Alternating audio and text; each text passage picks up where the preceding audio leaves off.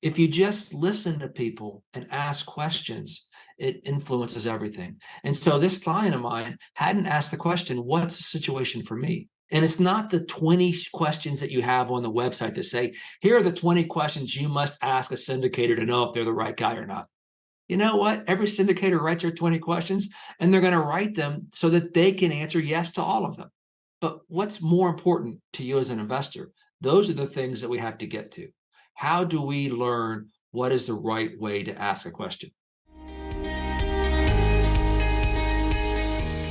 This is your daily real estate syndication show. I'm your host, Whitney Sewell, where our guest today is a seasoned entrepreneur and executive with deep experience in business growth, scale, and delivering results, 20 plus years in real estate, experience in commercial retail development, multifamily units, asset management, single family, a number of different asset classes. He founded Mac Assets in 2019. His name is David McElwain, and he's focused on the Southeast and Mountain West, 1,000 doors. He's worked in real estate, marketing, advertising, IT, a number of different places and positions he's held, which he elaborates in the show. But he's going to lay out some things that I feel like are essential to growth, right? And a few things that most people just don't take initiative or action on, I should say. And so I want you to listen to, especially as he starts talking about getting rid of those golden handcuffs, which a lot of us have heard that thought process, but he just lays it out pretty simple. It's like, man, do these things, right? And most will not. So I hope you will learn from David today and you will take action. David, welcome to the show. Just talking to you a little bit before recording has intrigued me a little bit. I'm just looking forward to this conversation, and because what you said as your superpower is something I feel like we can never almost master, right? It's just like this thing we have to continue getting better at, and you're going to help us with that today. But before we do, David, give us and the listeners a little more about who you are, and let's dive in. Well, I'm a private equity company owner, and I'm also a real estate broker, and I own a brokerage. But the reality is that I came to that as my third and fourth careers. Career one was in the advertising field buying ads, and career two was in the ad field selling ads. I went through a period after 17 years of sales for one organization where we went through a merger, and I was laid off. And everyone, my level and above, was taken out of the company the same day. And the day I got laid off, I actually made it's either the 13th or 14th consecutive quarter of sales budgets for the upcoming quarter. So I literally made budget and got fired the same day. I spent a little bit of time unemployed, got a job as a chief revenue officer, came in, did a Series B fundraising, reversed 7 quarters of earnings. And I came in and the CEO said, hey, we paid off our debt. And I said, hey, what debt? And they said, oh, the debt that eliminated all the operations that you didn't know about. So instead of hiring 35 sales force, we were going to hire 10. I came in a week later on a Monday morning with a full agenda, and my boss laid me off. So in the course of 18 months, I had lost 2 high-level jobs, not because of any performance, merely because of circumstances outside of my control. So that made me decide I was going to take agency over my career. And it's not if we get laid off, it's when. So from there, I ended up in real estate, and I've never looked back. It's been a great, great journey. Wow. What do you mean by, taking agency? Well, when people don't think about agency as I don't want to use the word control, because we don't have control over our lives. What we do have is control over our decisions, how we interpret the world around us, and what we use to make decisions, what our processes are, what happens in our world, how we react or proactively act in any given situation. And that agency involves things from what you do in the morning when you get out of bed, to what books you read, to what food you eat, to what vacations you choose to do. Everything we do is a decision, and people often forget they have decision-making control in their lives, and they give away their agency to their employer. They give away their agency to the financial advisor that they think knows best. And so we talked about secret powers. One of my secret powers really is helping people to know how to ask questions to learn what it is they need to know. Financial literacy hasn't been taught well. And when I was a highly performing sales executive, I used to get a spare $50,000 a month that I didn't know what to do with. And so I had 50 grand a month I had to figure out what to do with. And I knew after the first couple months, spending it Horrible wasn't problem. really, well, it's a first world problem for sure, Right. right? I'm just kidding. Yeah. But the reality is that it was a problem because Yeah. it kept piling up. I knew my stock guy. I liked him. I didn't know what the hell he was selling me. So I had to start asking questions. And my process is one I want to share with everybody else, which is to ask a question, hear the answer, vet it through your system, ask the next question, hear the answer, vet it through your system, ask another question, hear the answer, vet it through your system. And it's like sales. When you go into sales, sales is not selling something. Sales is actually a strategic structure whereby you help a client, not a customer, a client. You help a client achieve a solution that they may not have seen, and you marry their need with one of your products. And sales is not going to the car lot and having the guy say, well, this is a red car, doesn't look pretty on you. That's manipulation. Mm. And there's a big difference between that. And in the investing world, the financial people come out and they say, well, you need to be diversified. And how many of us know what that really means? That might not be the right solution for you. And when you're an investor in the real estate marketplace, the same applies. Someone looks at, oh, I want an IRR of 18. What does that mean for them? What are the accomplishments they're trying to do? You've just heard somebody else say that most of the time, I think. Yeah, right. They've heard it talked about. And so they want to sound intelligent. Yeah. And they want to sound knowledgeable. I know when I had a spare 50 grand a month, I was scared to ask my broker, what the hell do you mean mid-cap? What's a mid-cap company? What's a small cap company? Why does a small cap always lead a recessionary return? And so they do all these things and they throw it at us and we don't understand it. And my experience is that we don't understand it because we don't know the questions. And I'm working very diligently to create bespoke questioning that matters. And so we can create financial literacy for ourselves. I had a client recently who had $80,000 in his pocket. I can put him into a syndication. I can help him buy the rental he wanted to buy. So we sat down and we talked for 2 hours. Turns out he was putting an extra $2,000 a month in principal against his primary residence. Does that sound good? I mean, the reality is, if you're a fan of Dave Ramsey, it sounds fabulous because you're retiring your debt. But what you're doing is he had a mortgage at 3%. So his financial literacy was basically, his financial illiteracy was killing him. He was paying down debt at 3%, which means that if he could invest at 8% on something with leverage, he was wasting 5% of his compounded growth of his money every month. Long story faster, we talked about it. We figured out what his problems were, figured out what his goals were as well, quit paying down all that principal on his house, took that $80,000, decided it wasn't enough money to buy a solid rental that he wanted to have with the right tenant base he wanted in the Denver metro where he lives. So instead, he bought a new primary residence with that $80,000 and that spare $2,000 a month he'd been paying. He increased his debt, but he also increased his asset value. The day he closed, he made $200,000 more in net worth. Now think about that.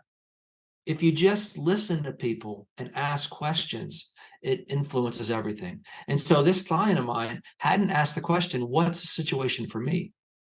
So I challenge all the listeners out there to start asking different questions. And it's not the 20 questions that you have on the website that say, here are the 20 questions you must ask a syndicator to know if they're the right guy or not. You know what? Every syndicator writes their 20 questions, and they're going to write them so that they can answer yes to all of them.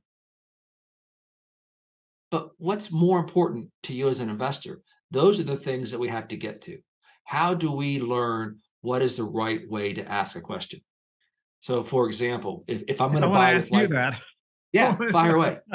Well, I mean, I want to ask you, like, help us think through asking those questions, so we can gain that financial literacy, for our investors that are listening, no matter what operator or broker, whoever they're speaking to, right? I guess help us with some thinking. I love how you said, it's not just this list of 20 questions, right? Because it could be different, obviously, depending on what operator or deal, whatever, all Mhm. these factors that we could take into account. But then it's also going to change depending on the responses maybe that you get as well, right, from someone. Right. And so I guess help us think through that a little bit, David, to give some practical steps maybe to the listener and myself.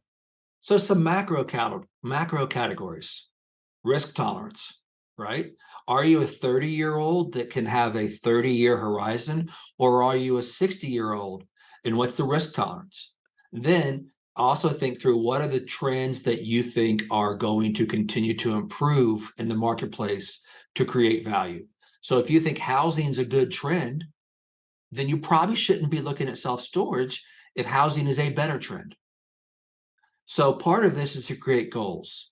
There's the risk factors, there's risk tolerance, there's goal setting, there's your investment hypothesis. If you start investing without a hypothesis, then you're just gambling. No scientist is going to start doing an experiment without a hypothesis. And the irony of this is that David talking science is kind of strange because I'm a fine arts, I'm a language arts guy.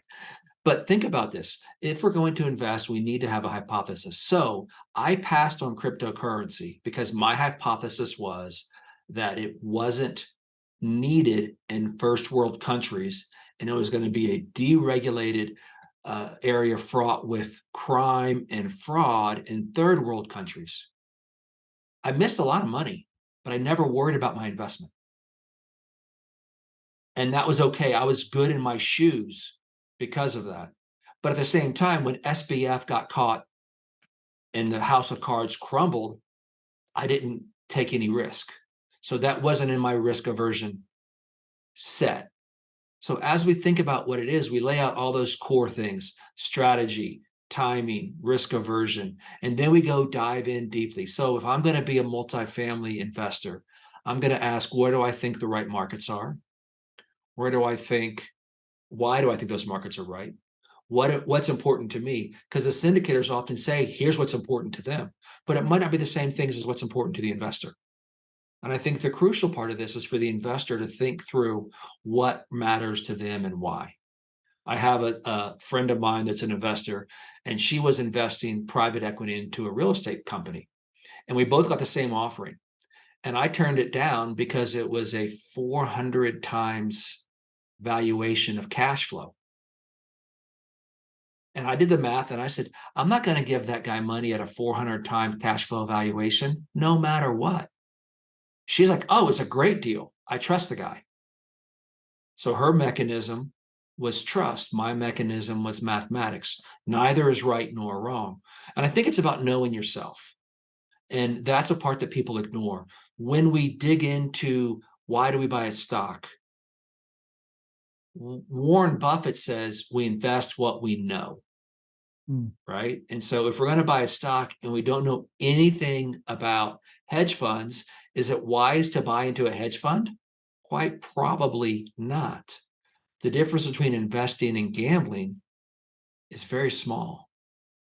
And so my challenge to everybody is to start asking different and deeper questions. Yeah. And for example, if you're running an Airbnb, I had a guest on my podcast recently, and they were talking about one of the questions that they use, and I loved it. And the question was, do you have a quality control inspector enter every unit post cleanup from the housekeeping service? I thought that was a great question because it tells you a ton of different things.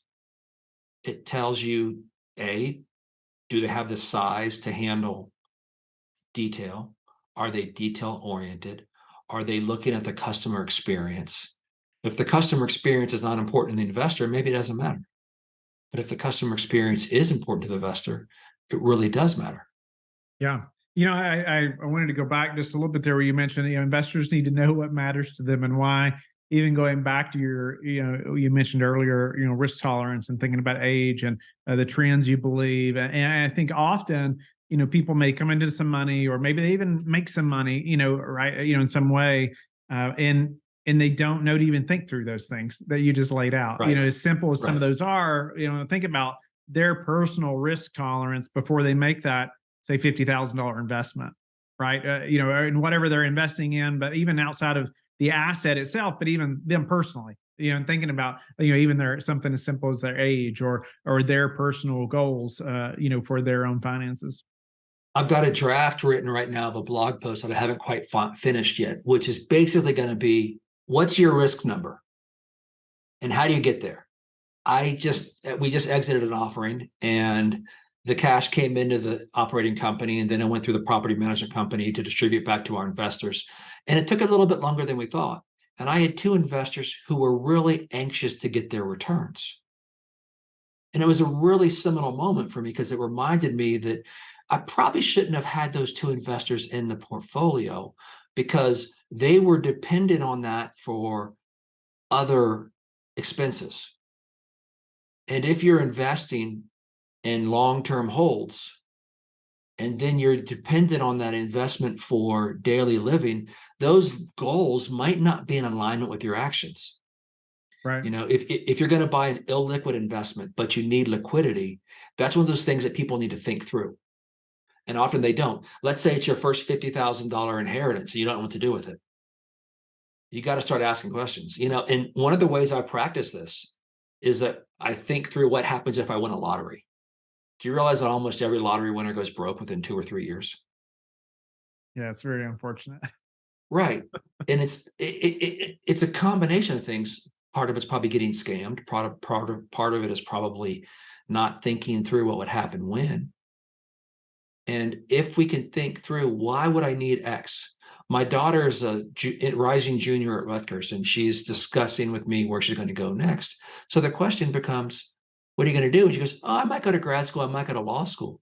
I said, why would you want to be a lawyer? And her answer was, because I'd be good at it. And that's a natural thought process, right? But what's the next question after that? What would it light you up? Would it be passionate? Would you enjoy it? Are you fascinated by the law? So when you're investing, are you proud of your investment? Do you want to share in what that is? So it's not always the math. And I think that's an important part of it. I've passed on a lot of investments in Southern Florida because I was alive during Hurricane Harvey as an adult. And I watched Hurricane Harvey decimate the Miami area. And I know that insurance costs are skyrocketing. So one of the questions I'm going to ask if I'm looking at a property in the Southeast is, what's the rate of change of the insurance rates? And that might not be a question that's as applicable in the Pacific Northwest. So I think a lot of this comes down to the geography you look at and where you go. If you're going to buy in Central Virginia, I'm going to ask what the population migration's like in the Roanoke Valley. Because it's different than it's going to be in Kansas City. For sure. Yeah, no doubt about that. Right. Very different. Yeah. Well, no, that's I want to go back and ask you a couple things, David, because you talk often about the golden handcuffs. We're kind of we briefly talked a little bit about that, but and just with a few minutes here, I wanted you to be able to help the listener with thinking through even creating that plan, right, to get rid of those golden handcuffs, right? I want us to at least briefly talk about that to get them thinking about that as well. But let's start down that path a little bit as far as just helping them create that plan. And some of that even is what you talked about, thinking through the risk tolerance and the trends and the things we've been talking about. But I wanted you to elaborate there a little bit. Yeah. So golden handcuffs really are a place where you're stuck in your employment for one reason or another, and you don't want to leave, or you cannot leave for one reason or another. So I think the first part about breaking those handcuffs and turning them into positive bracelets is deciding that they're going to be bracelets, not handcuffs. And the first part of it is creating a mental mindset shift that says, this is a good thing. I'm trapped, sort of, but I'm not completely trapped. And then from there, it's starting to lay out a plan. And the plan includes, what are my goals? How am I going to implement those goals? Who do I need to help me? Find a mentor to go through that process. take action. It's really kind of that simple, but it's far more complex than that. And I don't have the book written yet. I'm working on it. And the reason I haven't completely written the book is that what I have found in talking to people on my show is that everybody's created a slightly different plan. And the ones who are successful have all started with a mindset shift that I can use this to my benefit. When I wore golden handcuffs, I spent a lot of time figuring out how I could turn it around into an improved lifestyle and other metrics. Yeah, I only had 2 weeks of vacation or 3 weeks of vacation, or by the end, I had a month of vacation. So I didn't have complete agency over my time. However, I did have agency over where I could spend my free time. And then I had agency over how I could raise my children. And then I had agency over my financial life. So that when the time came, I built a structure that allowed me to say, I'm going to transition from career 1 to career 2 to career 3. And it totally depends on what your vocation is. A pilot's plan is going to be very different than a software engineer's plan. For sure. And yeah, Yeah, for sure. I think so many things can be broken down on what you just said there. It's like the mindset, right? Decide their bracelets and not handcuffs. I mean, so much starts right there, with your decision, I think, mentally, right? But the goals and how to implement them, kind of reverse engineering. And then it's such an important piece too. You mentioned, and I've seen this personally so many times, is finding mentors and people that can help support you, right? That are ahead of you. That's done so much for me in so many aspects of my life. And once I started to realize that in one aspect, I'm like, okay, I got to find some of these mentors that are ahead of me in these other places as well, in my life. Yeah, and I've come to that learning probably later in life than I should have. I think that the cultural dialogue now is more around mentors than it was in the 90s. Yeah.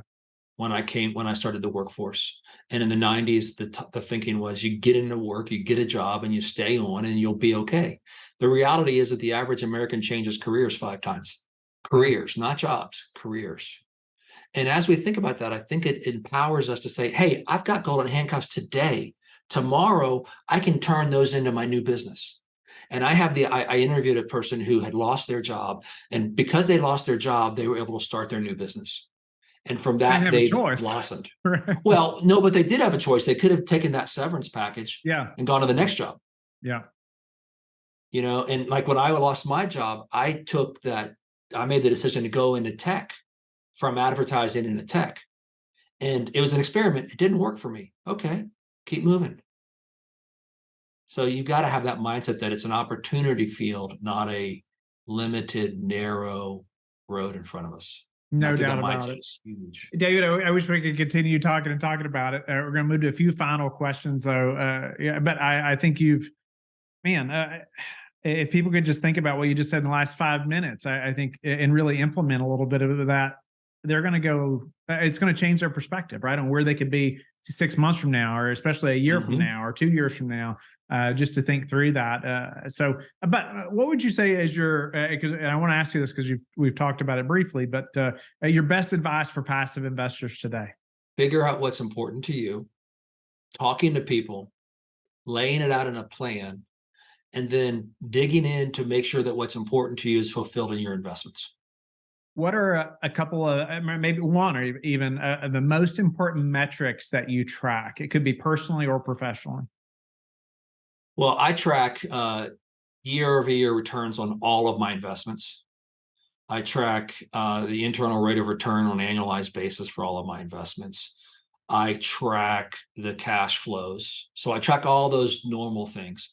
One of the things I also track is my weight every day, because that's a big part of self-care. So I know I have a direct correlation between the cookie I had yesterday and the weight this morning. And that motivates me to continue the rest of my self-care, including exercise, proper eating, proper rest. And that's a simple step. And every day I get up and I accomplish a little bit more. So if it's a quarter pound delta, okay, that's not a big deal. If it's a 2-pound delta, holy cow, what did I do? And how do I get that in check? What's and you've mentioned a couple of these probably just in, but I want to ask, a few habits that you are disciplined about that have produced the highest return for you. Well, if we can measure return on several scales, one of them is meditation. One of the highest returns I have is in mindset clarity. And I spend 15 minutes every day listening to and then contemplating a different lesson from a teacher I have. And the lessons are not professional, they're personal. And it allows me to come into the professional world without stress around what happens. And that stress then allows me to make clear decisions as opposed to decisions from a place of anxiety or compulsion. What would you say is the number one thing that's contributed to your success? Grit. We have to get up every day, day in and day out. We have to keep on the pace. And just because there's a challenge, you got to get back up and keep moving forward. You don't give up. Michael Jordan didn't get up or didn't quit. Right. Mary Lou Retner didn't quit. Kobe Bryant never quit. We can go through a list of athletes that have never quit, or you could say Ray Dalio never quit, or you can say that Jack Welch never quit. You see this in any spectrum, that the men and women who have changed the environments never quit. And they have experienced plenty of setbacks. That's for sure. Absolutely. Yeah. How do you like to give back? I love working one-on-one with mentees. And I love working with kids. I've been on the Boys and Girls Clubs boards for years, off and on. And I also swing a hammer with Habitat for Humanity. Awesome. David, I'm grateful to have met you and had you on the show. And I love it that you said, your superpower is the ability of asking questions to make good decisions, and even helping us to think through that today. And, thinking about financial literacy and even things like, risk tolerance and what are your goals for your investing as a passive investor. But even if you are, you have those golden handcuffs on now, or what you think are handcuffs, right? Really changing your mindset about that, to setting goals, to how to implement, finding mentors. I just think there's so many good points there. If anybody would implement a few of those, things are gonna change, right, in their life. But so, how can they get in touch with you though and learn more about you? You bet. Well, my podcast is Break Your Golden Handcuffs, and then my website is macassets.com. macassets.com. And if you sign up for a customized investment strategy, we'll create a bespoke plan for you on what it is that is important to you. Thank you for being with us again today. I hope that you have learned a lot from the show. Don't forget to like and subscribe. I hope you're telling your friends about the Real Estate Syndication Show and how they can also build wealth in real estate. You can also go to lifebridgecapital.com and start investing today.